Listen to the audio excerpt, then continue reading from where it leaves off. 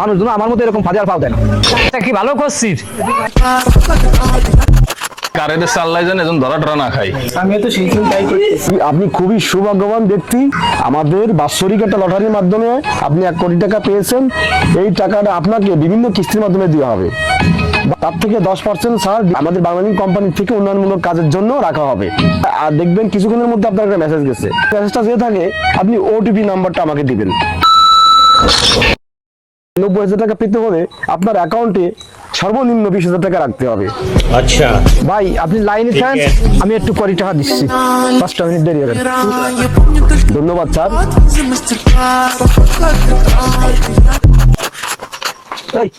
সোহেল 20,000 টাকা দিতে এই নম্বরে। ঠিক আছে, হয় আচ্ছা ভাই 20,000। হ্যাঁ আচ্ছা 20,000 এই নম্বরে দেই হ্যাঁ নাম্বার। নাম্বার দিছি ভাই। ভাই চলে গেছে। ঠিক আছে ঠিক আছে তো ভাই।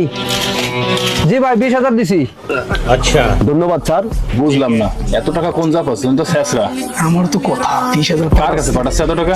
কেমনে কত ভাই কথা ভাষা ভালো না, সে এত টাকা পাঠাচ্ছে কার কাছে পাঠাচ্ছে? চিন্তার বিষয় না ভাই। কিপটি মানুষ এত টাকা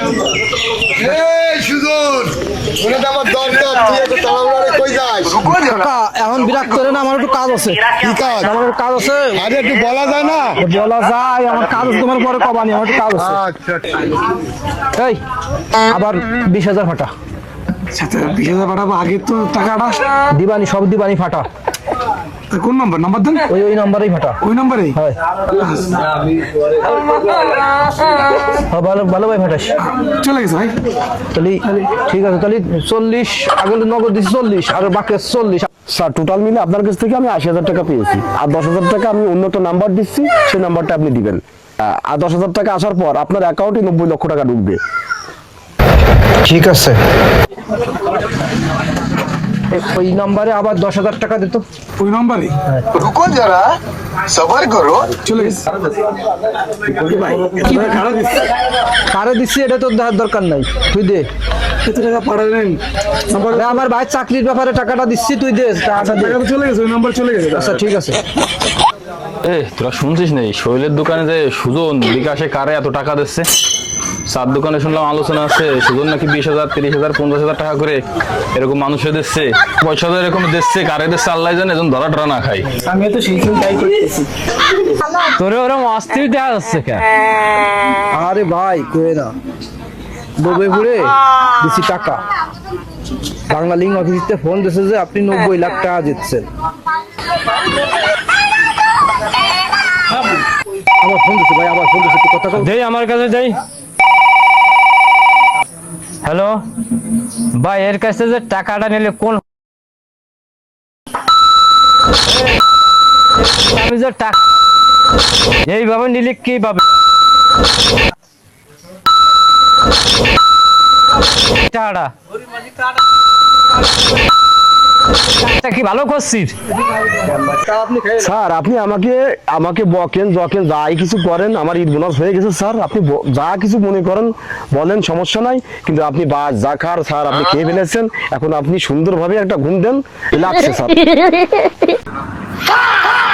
সুজন আসতেছে, যে সুজনের কাছে কাহিনীটা শুনি, দেখি দেখি অবস্থা।